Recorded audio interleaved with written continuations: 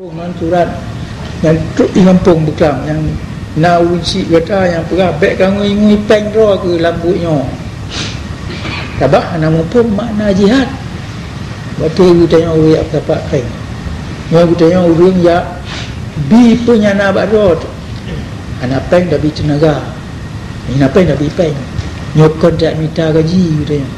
Melilun ya dia kata don bi peng lo nya kebutnya kon dia dapat yang cik kata bantuan kita ni tanya apa yang bi peng cawang kai bi peng terakhir bi jadi miana orang tu mikir baik ngui peng ro punya ho cita mian ngui peng kakoli yang menjihad kakoli yang mau perang tapi katalah pam yang mau bayar lagi nak nyo salah pam lagi nyo kata jadi kerana urutnya kata tak ijazah pudak buat tak pegang yang semikir betul yang kata betul kata tu orang semikir betul pak ayat purna orangnya anemi katanya kuliah ni ya lungkan ni katanya kau rindu kau akil balik kata mu jauh ro mana-mana ayat purna orang si ayat purna banyak du Nabi Ibrahim pak purna orang si dia bukan baik ayat rumah Tuhan dengan jo purna orang si don kalau value elemen baru nyo dan pegana Tuhan kita sama